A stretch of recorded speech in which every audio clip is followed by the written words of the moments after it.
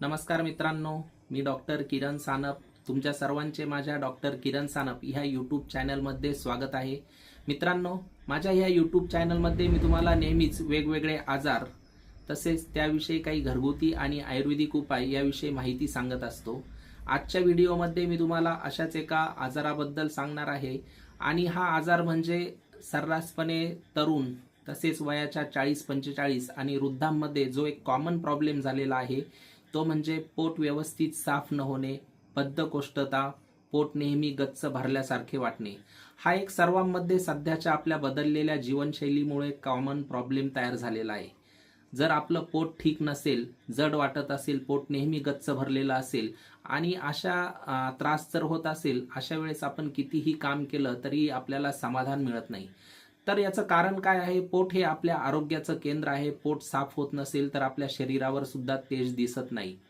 पोट साफ न होण्याचं महत्त्वाचं कारण म्हणजे आपली व्यस्त जीवनशैली, बदललेली जीवनशैली, अनियमित आहार, फास्ट फूड, व्यायामाचा अभाव. ह्या सर्व आपल्या बदललेल्या जीवनशैलीमुळे सर्रासपणे तरुण, वृद्ध, महिला यांच्यामध्ये पोट साफ न होण्याचा प्रॉब्लेम सध्या खूप जास्त प्रमाणामध्ये वाढत आहे. तर या पोट साफ न होण्यासाठी आपण वेगवेगळ्या प्रकारचे आयुर्वेदिक चूर्ण तसेच बाजारात मिळणारे काही लॅक्झॅटिव्ह ॲलोपॅथीची औषधं घेत असाल, परंतु जोपर्यंत ही औषधं सुरू आहे तोपर्यंत आपले पोट व्यवस्थित साफ होते. परंतु जेव्हा औषध आपण बंद करू तेव्हा परत आपल्याला पोटाचा त्रास सुरू होतो, पोट साफ होत नाही. तर याविषयीच मी तुम्हाला 2 घरगुती उपाय सांगणार आहे आणि हे 2 घरगुती उपाय जर आपण रेग्युलर नियमितपणे फॉलो केले तर नक्कीच तुम्हाला पोट साफ होणे किंवा पोटाचा गच्चपणा, बद्धकोष्ठतेपासून तुम्हाला त्रास तुमचा कमी होऊ शकतो. पोट साफ होण्यास नक्कीच या 2 उपायांचा तुम्हाला खूप चांगला फायदा होणार आहे. तर हे 2 उपाय म्हणजे आपले नियमित घरगुती उपाय आहेत. त्यापैकी 2 उपाय मी तुम्हाला आज सांगणार आहे. त्यापैकी एक आहे ते म्हणजे दही. दही हे प्रत्येकाच्या घरामध्ये उपलब्ध असते आणि दही हा आपल्या पोटाचा एक नैसर्गिक मित्र आहे आणि भारतीय आहारामध्ये दह्याला फार महत्त्व दिलेले आहे.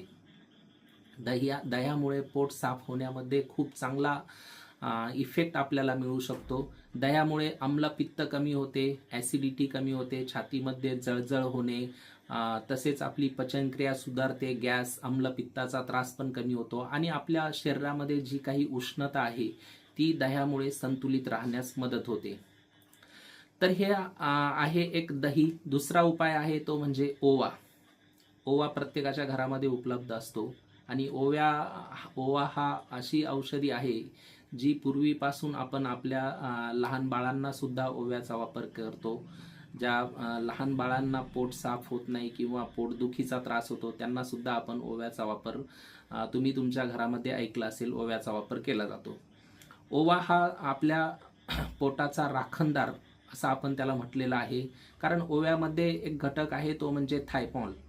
हे थायमॉल जो घटक आहे ओव्यामध्ये, त्यामुळे पोटामध्ये होणारा गॅस, पोटदुखी, मळमळ, अपचन, पोट साफ न होणे यापासून बऱ्याच प्रमाणामध्ये फायदा या थायमॉल घटकामुळे होतो.